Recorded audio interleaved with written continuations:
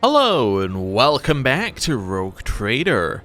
I have had a look at our journal in between episodes and discovered some new things. For instance, I've discovered all the way down here on the critical tasks mission that we have a new thing. Check the Lord Captain's cogitator on the bridge. Perhaps the data on the Rogue Trader's personal cogitator could explain the strange entries in the Lord Captain's log. Well, that seems worth having a look at.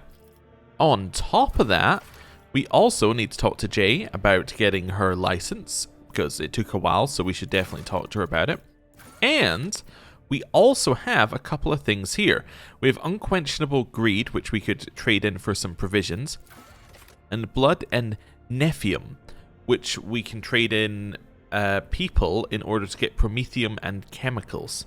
Now, what's interesting is I would like to do these, but people is like, it's a very... I don't know why it says in progress and all of this. That's kind of weird. Can I get that to go away?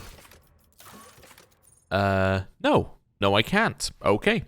Yeah. So we have a lot of these need people.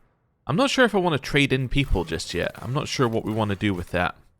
It might be worth doing one just to see what provisions times is meaning. Somebody suggested that this just means it gives you that many when it says times. So it's like times this and it gives you that many. But I am also looking at it, and when we had a look at our colony management, which is this one, we do have it in some of these projects where it says it gives us plus. So what's the difference between a plus and a times?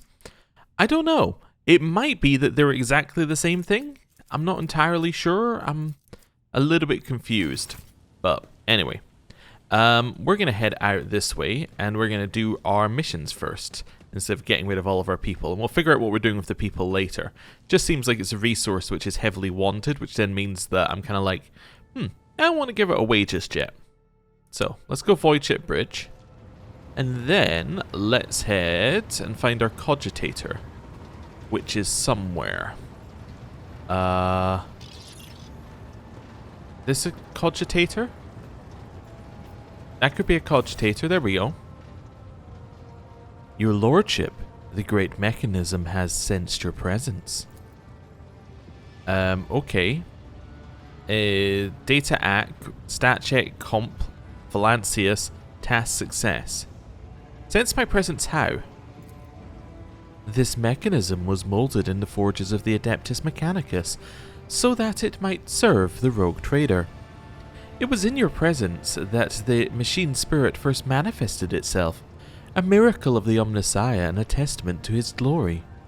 Okay, what's this supposed to mean, pointing at the text? The screen blinks and a new entry appears in place of the previous one. Alright, I have no idea what that means.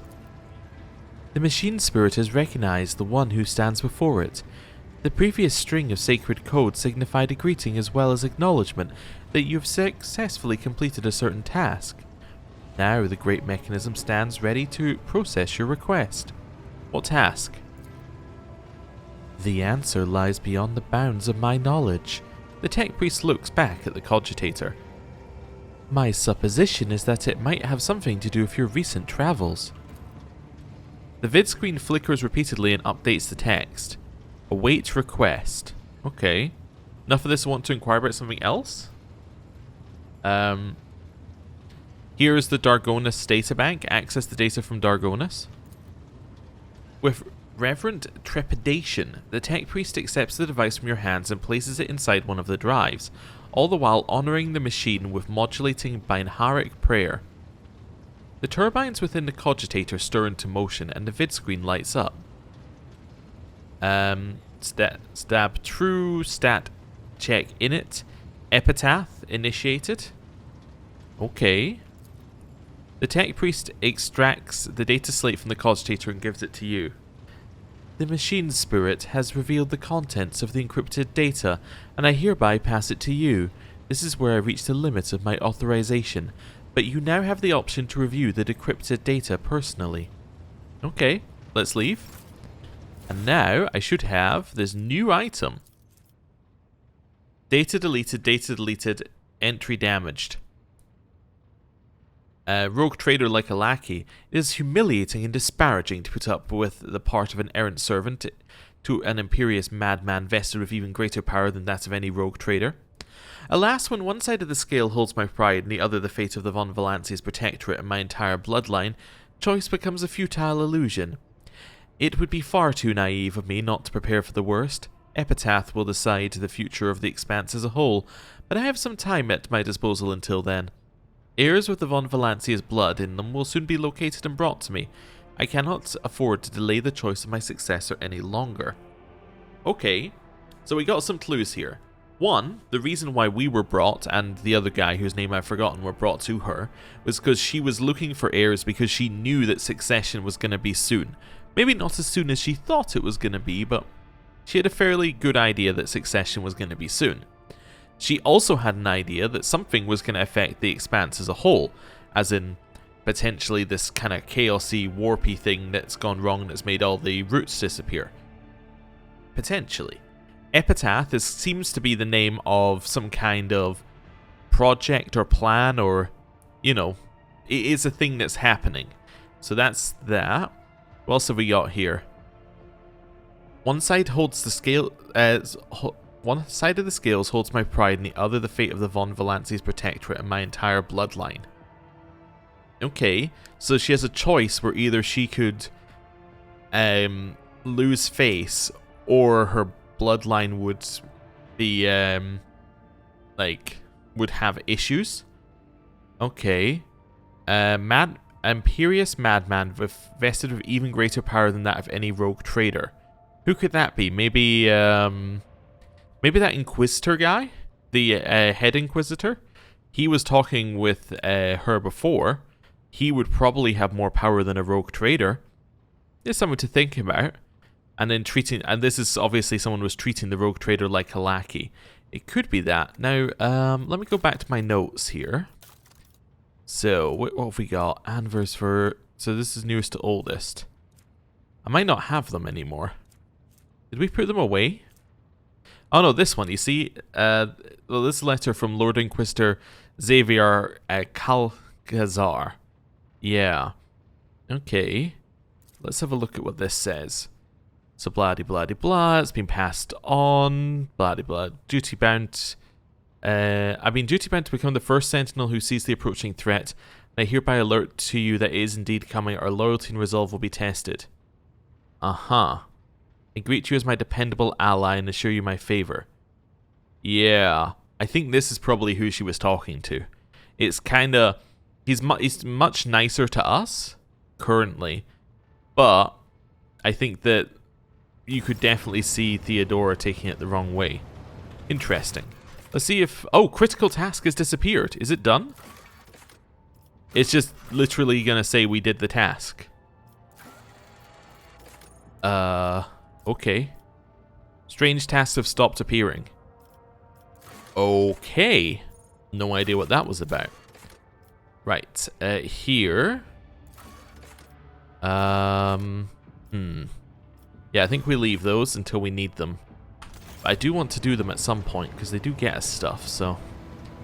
Yeah, oh, one thing I was going to do a while back, and then forgot every single time, was go to this guy and just see if we have anything new. Right, so... Here we have a heavy bolter. Okay, I will buy the heavy bolter. That was easy. Can I go back out to the next layer here? Yes, okay. I will get the 3 mobile extractums. That's okay. Casabelica, nothing.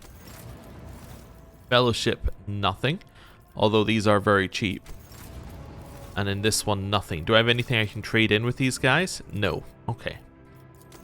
If we have a look at these ones, let's just see what's on offer, because we got 45 profit factor. So... we could go down this path, get ourselves some bonuses with willpower and fell. Yeah, none of this is really what we use. Agility is nice. Each enemy killed by the wearer's area attacks increases the wearer's damage by 3%. If the flamethrower turns out to be an area attack, that could be really cool. Dark Visionary Hood. bonus to willpower and 15% damage to psychic and navigator powers, but inflicts a -10 to weapon skill, ballistic skill. That's the kind of thing that would be very good for Cassia, potentially. And then a flamer pistol. Okay. And we could even go all the way down here. I don't think we have the points, but it's interesting. Okay. Back out of this. Caspalica. The next big one is Precise Bolter. We can't actually get anything on rank 0 still. It would be Precise Bolter is the next thing we would get at all. Okay, we really don't have a lot of rep with them in the slightest. Fellowship, we can go all the way down here. In fact, we can get everything to... well, we can get everything down to these Breacher boots. Yeah, okay. That's interesting. But we need to spend a lot of rep to get them. This one, it seems like the actual profit factor you need is low, but the amount of rep you need is high. Because we need to be 2 rep levels up to even get these ones. And I don't think these are really what you're looking for. You're kind of looking for stuff at the bottom. But there's so many rep levels. Okay. I don't know. There's nothing I really want immediately. But it's interesting to see which ones we actually have points with. Because we have Explorator and Drusians. Okay. Well, what did we get there? Sorry, I did forget, but that's okay. We got the Heavy Bolter. So you would be the only person I would be looking at for a Heavy Bolter. It's not going to do the same... It's just not going to do enough damage. Why would you use it? Like, why would you use it over Infernical? Or is the damage scaling based upon, like, strength? So let me switch to somebody with the strength to use it. No? Okay. I mean, I didn't think it would, but it... Like, this just seems to do no damage. Am I crazy? Oh, its rate of fire is 8. Ah. That makes a lot more sense then. So, the benefit of this is that it's got 96 max ammo and a rate of fire of 8. So you're shooting 8 shots a turn. Yeah, now it makes a lot more sense. Yeah, it does less damage than the bolt pistol, but it's also shooting 4 more shots a turn than the bolt pistol. Right? It's shooting double the number of shots. Uh-huh. Yeah, that is very good. So if you were to, say, do 8 times 6, so you'd end up at 48, you would then, yes, that vastly outperforms the Flamer. Yes, yeah, okay. Negative is, of course, we don't have 60 strength. And we're nowhere near 60 strength. That is a negative. I guess we could retool Argenta and make her like a bulky strength heavy weapons kind of person, but the way we've built her right now is kind of run and gun. So run in, have high dodge, shoot an attack, run to the next location, shoot another attack. You know, we have her working like that. Well, this one is more of a, you plant her in an area, you point her at the area, and that area no longer exists after a certain amount of time. So yeah, I don't think that's for her right now, but it's interesting to look at. Yeah, I think we're going to leave all this for now then. Let's head out. What is this? The drawing on the bulkhead of the bridge looks relatively recent, and you certainly gave no order for it to be done. You do not recognize the whimsical symbols. Okay, examine it carefully. With some effort, you manage to make out the interweaving lines, or that the interweaving lines are intricately stylized letters. You think you've encountered them before as language from somewhere in the Calixa sector. Revor, what is this? Revor comes over and remarks in his usual gloomy tone. Mistress Hidari shenanigans. She gave this order for this thing to be painted. God Emperor is my witness. I haven't got a clue what it is, but I don't like it. Jai, explain this, please. Jai looks at the drawings, grinning smugly. Do you like it, Shireen? I think it fits in wonderfully with the surroundings. You have not answered me. What is this? It is a phrase in a dialect from Ifrit. It says, Malachi carries in his chest a heart that passion has woven with Jai's heart. May their affection burn blindingly bright for the glory of the Exalted One. It is a loose translation of the most famous love poetry from my world. Oh, why did you have this painted here in front of Heinrich's? So that these proud words will inspire your officers. They will perform great deeds and overcome the most fearsome enemies under the banner of our love. Pleased with herself, Jai looks at you with a mischievous grin. I like it. It can stay. Right you are, Lord Captain. Rivor stares morosely at the drawing and mutters, What's my bridge turning into? Ah, Shireen, I knew your soul would resonate with these great lines of verse. I will read you this poem one day and you will say, By the Exalted One, it's about us. I mean, the poem includes, you know, our name in it. I'm fairly certain that we would know it's about us. But anyway, let's go speak to her over here. Hello. Shireen, light of my eyes, giver of boons and savior of the needy. From now on, two sons will grace the firmament of the Font Valancius Protectorate. One bright and powerful, like the rogue trader himself, and the other slightly more humble, like his unassuming partner, the diligent owner of the Mercatum Tabula Officiale, and all around delight, Jai Hidari. As I promised before, my crew will be your eyes and ears across the entire expanse, Shireen. Just give them time. And of course, the assistant to official trade representative Jai Hidari is already rushing to Dargonis to deliver goods of rare and exquisite quality to you and your people, O master of many worlds. And once again, thank you, Shireen, from the bottom of my humble heart. Enjoy freedom, Jai. I see you have found it much to your taste. A taste that is sweeter than honey, and more titillating than the scent of steamy, young bodies, Shireen. Jai flashes a conspiratorial smile, leans forward and shamelessly holds your gaze, completely disregarding the officer's disapproving looks as she waits for your reply. Well, how can I resist such temptation? I hope you don't mind. Oh, I most definitely am not opposed, Shireen. Jai greedily kisses you to the indignant murmurs of your audience.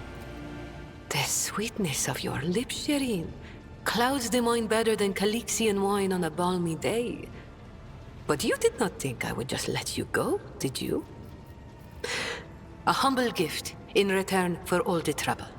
May the Exalted One keep watching over the path that you tread. Okay, I'll see you later. Oh, I have no doubt you will. Jai laughs and bids you farewell with a wink. So we got a battle-scarred cape. When the wearer ends their turn, they remove burning, bleeding, and toxin negative effects from themselves and all adjacent allies.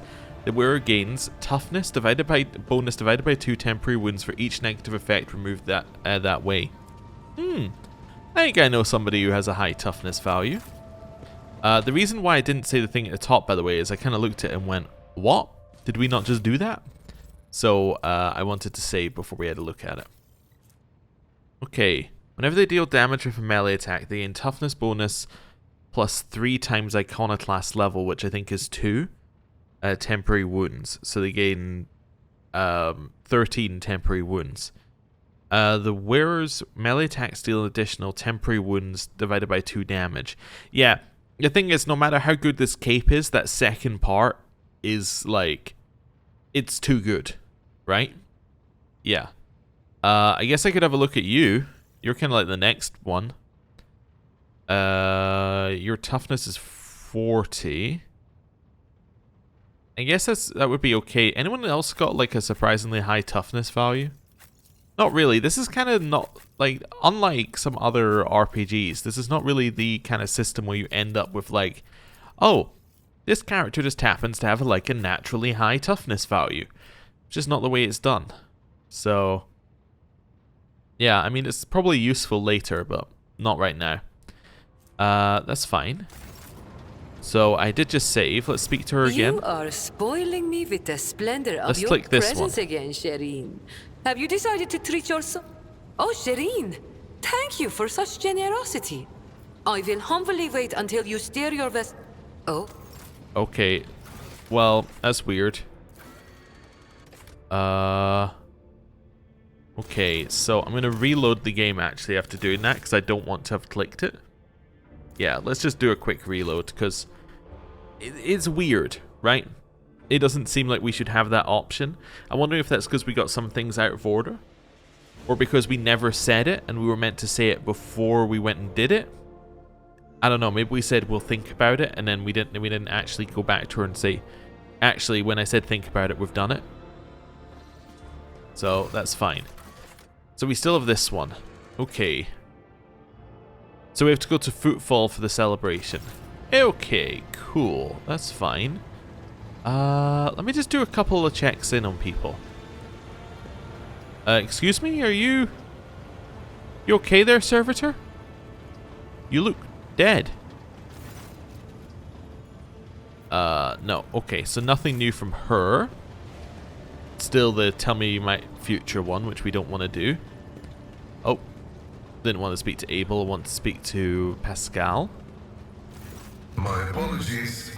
19% of my processing power is engaged in the analysis of my tech comrade's memory. My response time may be longer than usual. Have you found anything out? The data is scarce. His identification code is the same as mine, and his memory contains data confirming that the assassination did take place. Unfortunately, some of his memory was damaged by pulses broadcast by his battle harness. I can assert with some confidence that he was who he claimed to be, and that he served the Deus Mechanicus earnestly and eagerly. Are you not surprised that Amornat's words had such an effect on Opticon 22? I was not knowledgeable as to how popular Blessed Ammonat's teaching was in explorator circles. The Cognizance fleet is massive. His ideas might have found a larger following on its periphery than in the Mother Squadron. Okay. I'm just going to say the top one. I didn't want to say it in case like this one was pushed it forward, but okay. It gave off the impression of a paranoid madman. Notwithstanding his permanent state of agony, he was not cognitively dysfunctional. His desire to immediately destroy the object he had deemed profane was partly dictated by his engrammatic augmentics, which were receiving imperatives from his battle harness. In light of the oddness of our matching identification codes, I find merit in his hypothesis as to the existence of a clandestine malevolent agent or conspiracy operating inside our fraternity. Who do you think was behind the assassination? No data available. I will hypothesize that the assassination was instigated by an enemy of the Blessed Ammonat's doctrine. I accept the possibility that the assassins were targeting me, only to be led astray by Tarsus and my own identical identifiers. I am concerned about the fate of Archmagus Ammonat. According to Opticon 2-2, he went missing in the wake of the incident on an Arch Mechanicus, the Hermetico. Information about that ship and its perishing has been purged from the archives. I accept the possibility that the incident on the ship, the concealed data, and the assassination have all been part of a single conspiracy. You were hunted too, remember our meeting on Rykad Minoris and the people who posed as heretics? This statement is true. There were also the bodies we discovered in the hallowed electrodynamic cenobium of unknown infiltrators who had posed as members of the cult of the Final Dawn. There is merit to the hypothesis that all carriers of Magos Haneman's identification code are targets of persecution. Amornat was a believer and he caused a schism. Tarsus was a believer and he turned into a zealot. Faith can be dangerous. Of course, faith is dangerous. Faith is the prerogative of the spirit, and a spiritless mind is an enemy of all existence. Without faith, there is no meaning in anything, no point to any aspirations or limitations. But faith can take different forms. The form of prohibitions established by unknown elders. The form of an audacious violation of those prohibitions. The form of following dogma or of schism. The form of following the cycle or of discontinuing the cycle.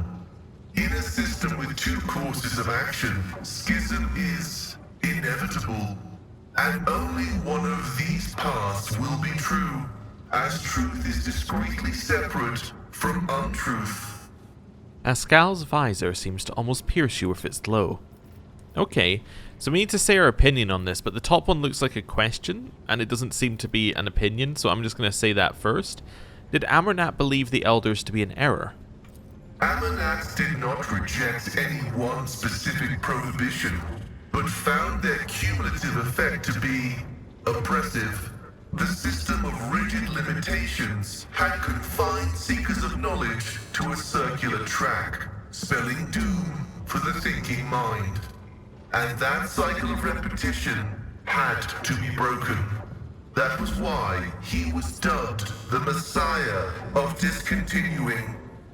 Okay, so we got a couple of options here. Only a fool would find no flaw in the creed, but true faith lies not in looking for flaws. Okay, I don't think that's us. My faith is more than a mere set of rules. It consists of ideals which sometimes come into conflict with dogma, and I've been given the gift of will to set the dogma straight. That's not us. I prefer to believe in myself, my own ability to decide independently what is right. I think that's us. Faith is just the shackles of obedience. It is good for controlling my subordinates, but not good enough to control me. No, I'm going to say 4. I prefer to believe in myself and my own ability to decide independently what is right. Comprehension is the true path to knowledge, and comprehension can only be attained individually, not taken for granted. Your path commands respect. Pascal's voice takes on a thoughtful tone, and its otherworldly might peters out. I've been told that your conversations with companions affects how they act later in the story, so I am interested in seeing how all these little conversations we have with people, all these little opinions that we have, actually culminate into something at the end, right? Yeah, I'll be interested to see how it all plays out. Perhaps you'll be able to find out more. I will continue my research into the Blessed Martyr's memory with all due reverence. I'm going to take my leave. May your labors... I saw the word leave and was very worried there for a second, because I was like, wait a second. Which one's the right one? One of these means that I leave, one of them means that he leaves. Right. Heinrichs. To what do I owe this visit? That's fine. Again, he's got another one where you have to be careful, otherwise you lose party members. Erlet, who appears to be surrounded by bridge officers.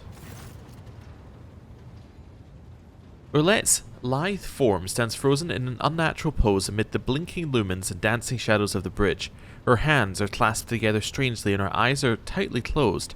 Her chest is utterly still, as if she is not breathing at all. I'm going to observe silently. Erlet remains unmoving the entire time you watch her, and only the barest flicker of her eyes beneath her closed lids lets you know that she is still alive, at least. We will wait a while. For the first time, Erlet takes a deep breath in through her nose and barely audibly exhales. Her body remains relaxed as ever, and her eyes are still closed. Your presence does not seem to be in any way distracting for her. Okay, well, it seems this is going to take a while. Let's sit down next to her and wait. You find a somewhat comfortable spot and get yourself settled. Erlet does not react to your presence, and as time passes, you begin to sink into your own thoughts. The gilded chrono in your hands tells you that 2 watch hours have already elapsed. Your muscles feel stiff and your head feels heavy on your neck. When you next glance around the small section of the bridge that Urlet has adapted for her own use, you catch someone's sharp, attentive gaze. Okay, not a particularly difficult check. You are still here, Elantark. Urlet's words do not sound like a question or an expression of surprise. Her eyes quickly sweep over you and she nods in greeting. We can use our Lorzinos here. Let's do it. You were deep in a special Alderi meditation, weren't you? Yes. I am sometimes surprised by the depth of your knowledge of my kind's customs, Elantark. But even if listening is your only skill, that in itself elevates you above billions of other monkey. My meditation is immersion. Immersion into myself, my inner world. It is my chance to speak to myself, but without words, or to heal wounds that cannot be seen with ordinary sight. It is difficult to explain, even in the language of the children of Asurian. There are so many meanings and shades in its sound alone, and the monkey tongue is too sparse and awkward. No, immersion must be seen to be realized. I should say, Elantark, that during meditation, the mind does not leave the body. Part of it remains vigilant, monitoring what is taking place outside. So I heard every word you said, and I saw everything you did. Restraint is not a trait that your kind is known for. And yet, you did not interrupt my immersion, Elantark. A worthy act. I will remember this. Urlet nods to you, curtly but grateful. We have pressing matters to discuss. Urlet nods wordlessly. Okay. Well, let's see what we got here.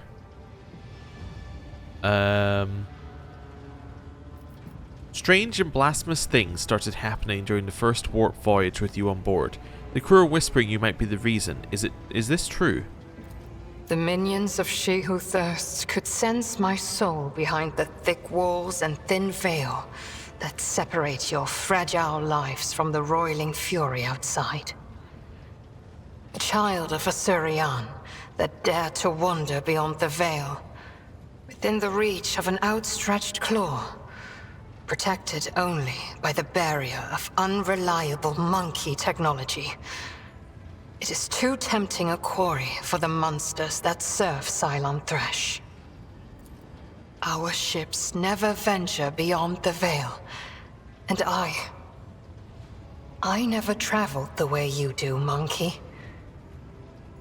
Elantark, I admit this was a novel experience. I lost composure, let dismay into my heart, and almost strayed from the path. This moment of hesitation drew the attention of She Who Thirsts, but I summoned my will and used the knowledge of meditation to achieve balance, and hide my soul behind an impenetrable wall of resolve. Future journeys beyond the veil will still be difficult, but I will steel my heart and not let the hounds of Cylon Thresh pick up my scent ever again. Okay. Cool. Interesting. Also interesting that Aldari don't travel through the veil the way that we do. So they have their other ways. I assume it's all the web ways is how they travel, but it must be very slow if those are not working, which we were told they weren't, I think, currently. Anyway, I've been mulling over our conversation, and I can understand why you do not like people, but I think there was something else, something I cannot understand. What do I see? Your words ring with the desire to know the soul of another. But will you be able to comprehend my answer? You and I, Elantark, look at this world in very different ways. And I see many more facets and deeper meanings and brighter colors in it. But to capture the full truth of this world in the miserly language familiar to your ears will take time. I will come to you with an answer later. I must take my leave. I think we had that one with her before as well. Oh, we leveled up. Oh, okay. But yeah, I think we had that with her before. But maybe it's because of the patch which added in voice lines. Maybe that's why all of these now have like an extra thing to say. Because maybe previously, you know what, voice lines makes a lot of sense. What was that effect on us? It's kind of weird. Anyway, yeah. Previously, we probably had the non-voice line version of it, and now we have the voice line version of it. That could be it. Anyway, hello. What? Goodbye. Hello. Greetings. Goodbye. Hello. Goodbye. And then the Voxmaster. Hello. The Voxmaster is looking at you differently. Even the static coming from the Vox speaker sounds especially loud and nervous today. Voxmaster, has something happened? We just had a ship-wide broadcast, Lord Captain. What broadcast? There was a ship-wide broadcast while you and Mistress Hidari were, relaxing. I mean, there was a broadcast of your relaxation activities. And... okay, I still do not understand. What broadcast? The entire ship heard you carrying on with Mistress Hidari, Lord Captain. Weren't spared any details, the grunts, the moans, the gasps, and all the other non-regulatory activities. Okay. And who heard it? Everyone did. The entire vessel. With the exception of Deck 18 East, the Vox relay there happened to be out of order at the time. Revor's nonchalant remark causes someone to choke in a poor attempt to suppress a chuckle. Okay. Voxmaster, I have a question. Was it sabotage or criminal negligence? It was neither, Lord Captain. The Vox broadcast was initiated from inside your chambers by someone who was present there. I suppose that if it wasn't you, it must be Mistress Hidari. I'm unauthorized to terminate such broadcasts except... A treacherous note creeps into Vigdis's voice, resembling a suppressed chuckle. Except in cases where they explicitly jeopardize the safety of the vessel and her crew. So what did you make of the broadcast? Vigdis's eyes grow wide. Extraordinary, your lordship. As the father of a rather large family, I can assure you you have upheld the name of the dynasty, your lordship. This feat meets the high expectations placed on the God Emperor's envoy in every sense of the word. Danrock's comment burst the dam. There's an anarchic uproar on the bridge. Your officers, who are not often exposed to such entertainment, are no longer able to contain the tempest of emotion swirling inside them. I'm going to ask this even though there's no reason to. Is this some kind of bad joke? Victus puts a hand on her chest and says compassionately, I would not have dared nor even thought of mocking your lordship in such a shocking manner. I confess I too was astounded by what was happening. A hysterical giggle comes from the side. Adira is clamping her mouth shut, but she cannot stop herself. Bring me Jai Hidari. I have a question for her.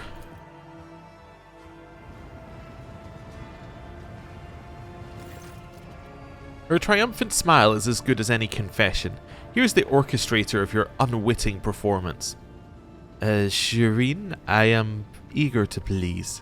The smuggler's perfectly innocent expression is admirable in its own way. Well, please tell me, why? Why not? Jai shrugs cheerily.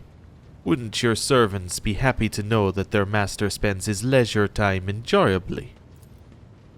Ah, so that's what the expression on the officers' faces was. Happiness. Report received, Mistress Sidari. Jai imitates a shudder and feigns fear in her voice. I feel a harsh punishment about to befall me. I beg you show me mercy, Shireen. Endeavour to avoid broadcasting her punishment, whatever it may be. Execute her! Holy... What was that? That's a little bit much. Never do it again. Is that understood? Jai lowers her eyes meekly and coos. I will not make the same mistake twice, Shireen. Indeed, you will probably come up with something new next time. Aside from the incident, nothing worthy of note occurred during the watch, Lord Captain. At these words, the feverish excitement gripping the bridge officers begins to slowly dissipate. Have the Vox Spirits brought you anything interesting lately? No. Okay, well that was, unexpected, I think would be where I would, go with that one. Very unexpected. Did you see it go black and then us get a thing that popped up around us? What was that? It happened at this point last time as well. Let's do it again. It was something like right here. I have no idea what that was. Twice. Okay. Weird. Very weird. I'm just trying to find somewhere that doesn't have a banner sitting above us. Right. Let's level up. Okay. Ooh, they've changed this. This looks different, I think. This used to have lots of things around the outside, and now it's just a circle. Okay, okay. See, it used to look like this on this screen, right? Am I crazy? I might be crazy. It might be unrelated. Whether I'm crazy or not might be unrelated to whether that changed, though. Here, we already took intelligence. Could take perception. Could take ballistic skill. Get ourselves up to a 40 on ballistics. Although, remember, we get a plus 15 from the cover thing. So, in a way, ballistics doesn't matter until we get 2 points in it. By the cover thing, I'm meaning... Let me head out to features. From perfect spot. So you get 15 ballistic skill here, so plus 5 doesn't matter. Although you do get 15 perception, so plus 5 in perception would then mean that gets us to 2 bonuses. That's kind of interesting. Perception is our second best skill. I guess perception makes sense. Okay. Ooh, they did say that they've reorganized these, so these are now grouped a little bit better. So you can now see that these have, like, distinct groups. We don't have that many, but... These ones, I think, are from our, these are from our backgrounds, maybe? And then these are all just generic talents. And obviously, we're only looking at common talents, but then when we're on,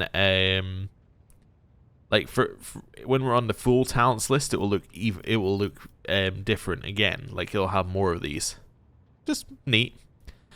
We took weapon personalization previously, and it didn't work.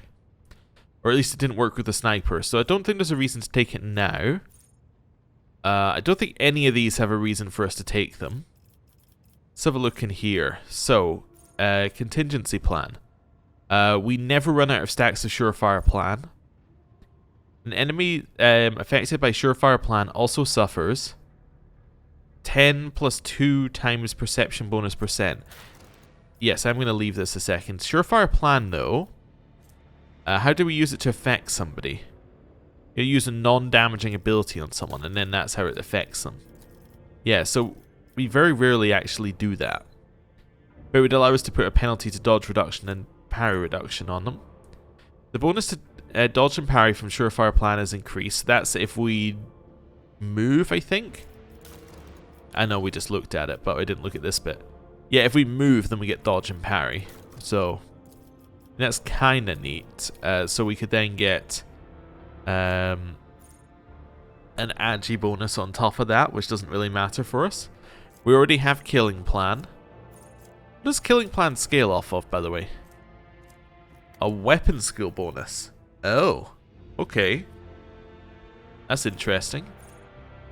And then the last plan means that Once per combat, if the Crime Lord has at least one stack of Surefire Plan, we do not die from lethal damage.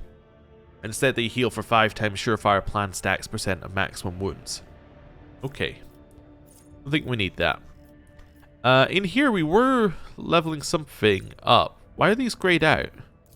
Oh no, they're just grey now. They're not grayed out, they are just grey. Okay, weird. There was one we were going to take here, right? We were going to take... Not characteristics, but... Was it advanced skill? Did we already have an advanced skill? Maybe I already took advanced skill logic. That might have been it.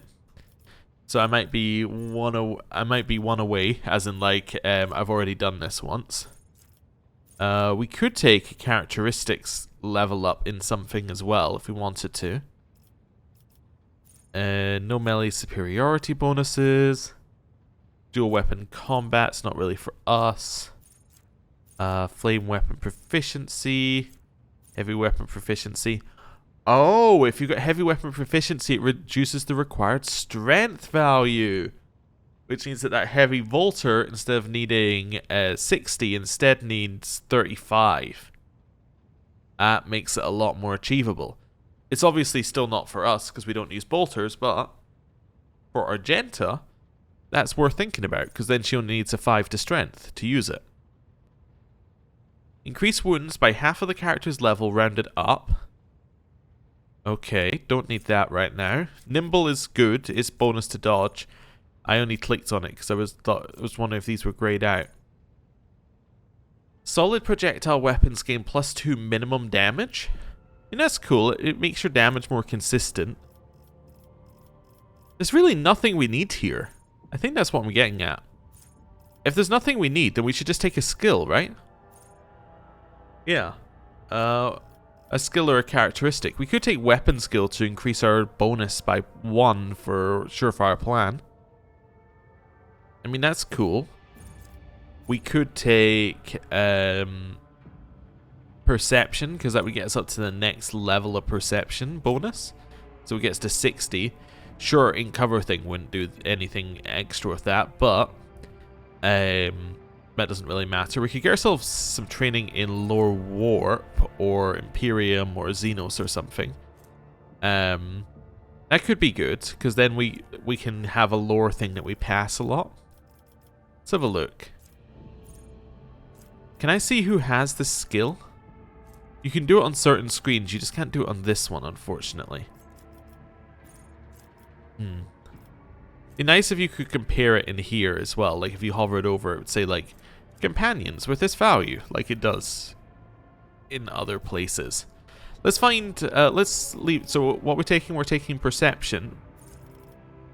And then let's go and just have a look at some other people here. So, you have 80 Lore Xenos, so yours is still higher. Lore Imperium is garbage. You're bad with everything. You're bad with everything.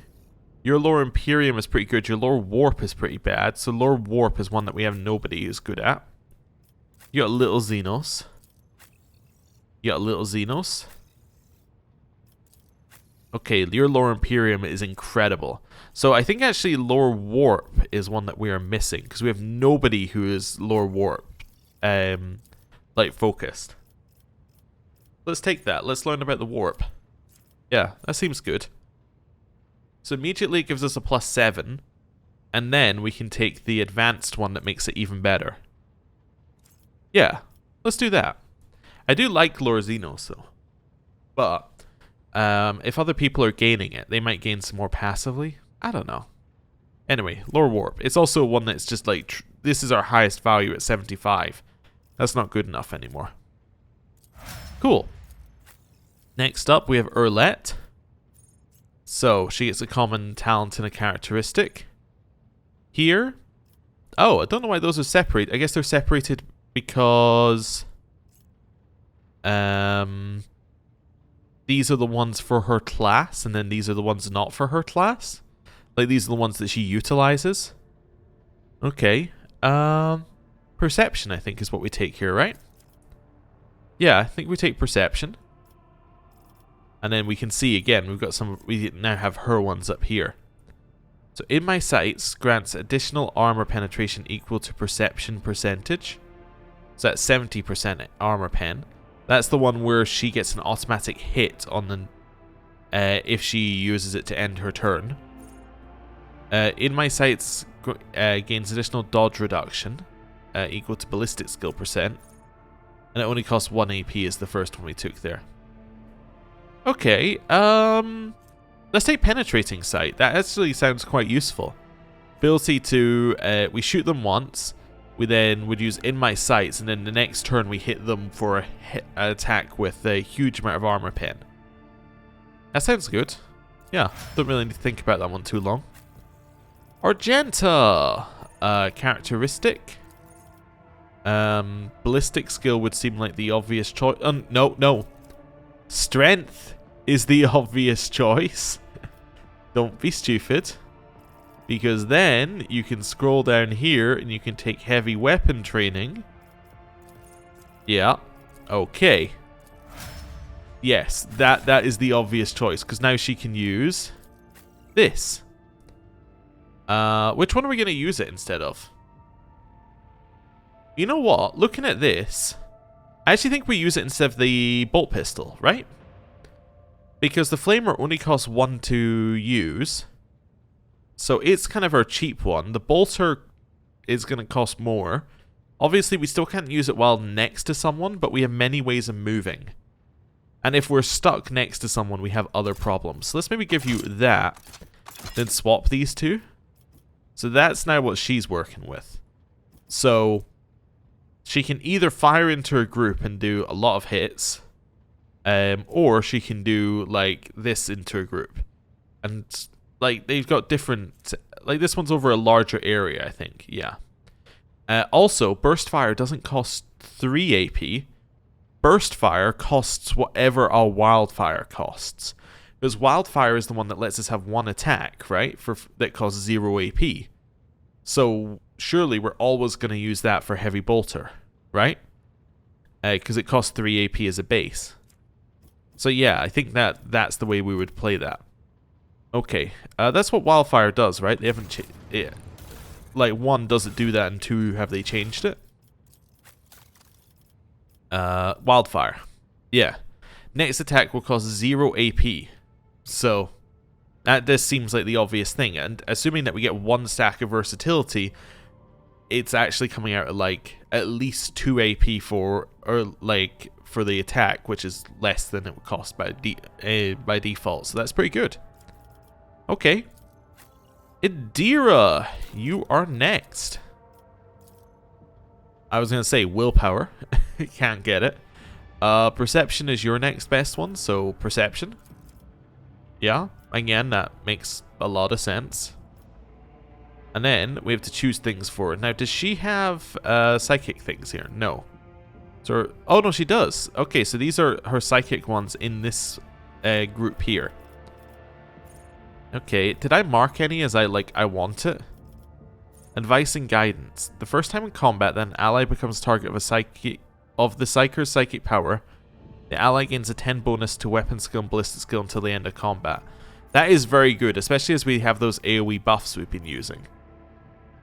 Yeah, let's take it. I mean, like, it just seems really good. Okay, cool. Done. Cassia. Characteristic. Her next one, the best ones are like perception and willpower. I guess we probably want to give her a willpower bonus. That would make sense to me. Yeah, that to me makes a lot of sense. Does she not have an ability that turns willpower into something else? Or is that something we were going to take? Like a talent? No, let me see here. Not that one. Not that one. Not that one. Oh, if perception is higher than agility, the dodge is calculated using perception. That's what I was thinking of. Actually, in which case then I don't want willpower. I want perception. Yeah, because I want to try and boost that as high as I can, because that is agility for us. Okay, cool. And then here, we have many things. So these are the navigator abilities, then everything else underneath. Okay, under my protection, allies that are targeted by the navigator's abilities gain a bonus to resistance tests. We don't have that many navigator abilities that target allies, although we do have a few now that are single target. Enemies suffer extra damage from all attacks of opportunities and cannot dodge them. Whenever the enemy fails a resistance test against the navigator's power, attacks against them gain bonus critical hit, so that will be 34% critical hit chance. Okay, that's kind of cool. Okay, that gives you perception for using different powers. Whenever you use a navigator ability, lower veil degradation. Always interesting. Yeah. No, I don't think any of these are what we're looking for. Gain extra action points or perception depending on what turn it is. Let's maybe go with this. This will encourage us to attack enemies more with her, because we'll be able to get that critical hit chance. And if she uses an AoE attack, there's a chance that a whole bunch of them have to take this hit, which would be good. Right. And then, Pascal. You're going to get not agility, not perception, it's ballistics or weapon skill. I'm going to continue increasing your weapon skill. Here. While wearing heavy armor. We still don't have heavy armor you can use. We could take this, but it doesn't actually do what... it's not nearly as good as we think it is. We thought it might be. Again, stacking bonus to hit chance and dodge reduction against any target they hit with a single target attack. Okay. Interesting. So those are his background. These are his... these are his tech priest ones. His melee attacks apply the machine spirit communion effect. Pascal's attacks and effects of exposed weakness ability gain bonuses against enemies under the effect of machine spirit communion. Okay. Machine spirit communion applies 1 stack of exploit on all affected enemies. That's kind of useful. The tech priest can use their mechadendrite to restore the wounds of an ally once per combat. The ally gains 6 plus Medicaid divided by 5 wounds. Okay, so you're effectively talking about 21 wounds. It's not bad. When every time Pascal uses plasma or melter weapons, his damage for these weapons is increased by 2 times int bonus percent, so that'd be 12%. Stacks, if Pascal does not shoot for 1 round, he loses all stacks. Okay. So it's like shoot, shoot, shoot, shoot, and you're going to constantly stack that up. Okay. Gains dodge reduction and parry reduction of melee weapons with an int bonus thing. If they dodge, you get double it. Increase perception by 10. Okay. Increase tech use and demolitions by 10. It was suggested we try and push someone else up in demolitions because we don't take Argenta everywhere anymore. It's an idea. It is an idea. I don't know if he's the guy for it, though. Let's go, I think Overcharge sounds pretty good. Yeah. I think that sounds good. That's a nice stacking bonus. Couple more here. We have Heinrich's. Heinrich's agility is potentially good. Gives him some dodge. It is more what he uses. Could give him some weapon skill. Could give him some willpower. Could give him some toughness. He's got a lot of options currently. I like the agility giving him dodge argument. I think that would work pretty well. Willpower is good for his psyker abilities though, generally. Let's maybe take some willpower. We are going to make him more psyker at some point. Although, if we give him agility, he could potentially become our demolitions, or like a demolitions guy, right? At least as an off-roll. Maybe, yeah, maybe. Let's do that. Actually, You're the only other person who could do that, right? Yeah. You're already doing some other things. I think you've got other things to worry about. Let's maybe think about that with him. Let's give him a little bit of agility and then see what else we got. Enemies adjacent to the Psyker suffer 10% more damage. That's a 10% damage boost. First time the momentum reaches 200 during the Psyker's turn, the Psyker gains +5 to all characteristics, +1 to resolve, +1 to deflection, and +1 to all damage that Psyker deals until the end of combat. Cool. Critical hits from anyone within the Psyker's line of damage increases his critical damage. It's not that useful because he would need to crit. Crit chance is increased by resolve %. Now you see, now you're starting to see a combo. You know, increase resolve, increase your crit, increase the crit damage. There's definitely a build there. No, I don't think it needs any of these Imperial abilities. Probably needs more down here. Did I click on anything? No, I did not mark anything as something like we should take this. Okay, so just seeing what my options are. Whenever we heal, we don't heal people that often. Whenever an effect is applied by the Psyker, increase the damage suffered by a target. No, because we tend to do buffs. Yeah, we're not healing that often again. All the Psyker's attacks, including the attacking psychic powers, now poison enemies. It does 3 + 3 times psi rating, so that'd be 9 toxic damage start of each of the enemy's turns. Okay. Biomancy ones cost less. Resolve is increased by willpower bonus divided by 2, while veil degradation is low. I can see again a little bit of a combo in there with that one. It's not one we went for, but it is interesting. First psychic power used each turn increases veil degradation by 2 points less. Could lower veil degradation a little bit. Increase the range of our psychic powers. Potentially good to apply buffs to everybody, but it's never going to scale because our perception is bad. Psychic powers have a chance to regain AP spent on psychic powers when veil degradation is low. Whenever we use damaging ones, we don't use damaging ones. That's another one for damaging ones. Any Scribe's Soul ability. It costs no AP and deals damage to the Psyker. Next psychic one will not trigger psychic phenomena or perils of the warp. Okay. Forced reality lowers veil degradation when the heroic act is used. Okay. Interesting. And then we've got like all the base stuff that we could take as well. Interesting. We could try some of these things like, potentially... Where was it? That was not it. I've lost the one I was looking for, which is not good when I was going to use it as an example of one that we could take.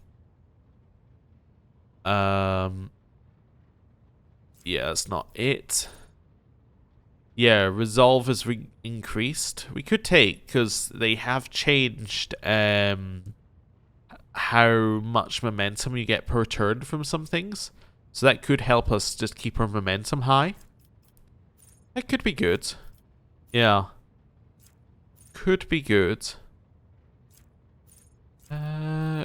Recovering AP is nice as well, because we tend to buff at the start of combat. So actually that would be pretty good for us, right? Because it basically gives us more that we can do at the start of combat. Yeah, I kind of like that actually. Where was it? 25% chance to regain AP spent. On the first turn, we're likely going to use 3 psychic powers, right? We use... we just go to this for a second. We use... active abilities. So we would likely Word of Emperor, Shield of Emperor, Hammer of Emperor. Actually, yeah, we probably Word, Shield, Hammer, Iron Arm, ideally. 1, 1, 1, 1. Yeah, that's our ideal first turn. If we use 4 abilities, we should get an AP back. That makes sense. Yeah, actually. That lines up perfectly. I decided I was taking agility. I think I... Oh, no. Was it? Yeah, I think I decided I was going to take agility. I forgot. I'm going to take agility. And then I'm going to take... Yeah, I'm going to take that one that gives us AP back. Because I think if we can spam that at the start of combat, get a little AP back, potentially allows us stuff. In future rounds of combat, it still allows us more stuff to do, but it gives him just more AP to play with early on. Which is good. It then means that we have more that we can try and get him to do. Right. Can't take toughness, could take strength, could take weapon skill. Okay. Here, I'm thinking... What does weapon skill give us again? I always forget. Increases parry and reduces enemy parry chance against his attacks.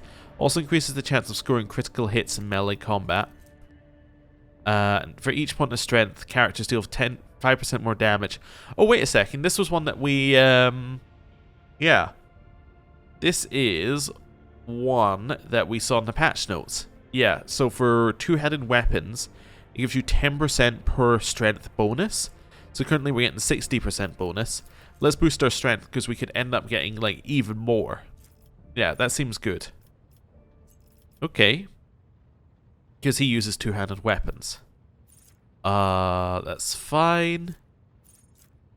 No heresies, probably not that useful right now. When an Imperial world character is affected by an ally's non-damaging ability. There's some fell stuff that happens. Yeah, we don't need any of this. Means we're basically into this area for him. Like, choosing this stuff. What's dueling mastery? Just 15% bonus to parry. Yeah, it's not bad. We could do a characteristic trading strength, actually, on him. That'd be pretty good. Yeah. Or toughness. I mean, either would be good. Let's give him a little strength boost. That gives him 10 strength. Means he's getting, well, because he's getting another bonus, he's effectively getting another 10% damage. Yeah, let's do that. And then we have Jai, who is going to take Fellowship probably, I imagine. That would seem like a good idea, because that's the thing that she uses for everything. And then she doesn't get much of any of this. We could then boost her Fellowship even more. We already took... She already has it. Okay. We could do all sorts of things here. Could boost her agility if we want her demolitions to be okay. Boosting her agility right now does make sense. It also increases her dodge, which is in of itself useful. Yeah, and she has nimble already. Yeah, let's maybe take characteristic training agility. That I think works for us. Yeah. Awesome. So both of those go up. She gets more than that, more than that. She gets a little extra demolitions if we need it. And now her agility is higher, so she's got even more dodge. Perfect. Yeah, that seems good. Her dodge is pretty good at 106, right? It might be the highest. Argenta's the only one who's slightly higher, if there is one. Yeah, 115. So she's just... Oh, and then Urlet's one less. So she's kind of in the high dodge range of characters. And apparently they made dodge stronger in the game. I didn't know it was weak, but apparently they made it stronger, so that's cool. Anyway, I'm going to end the episode there. Thank you very much for watching. I'll see you next time. Goodbye.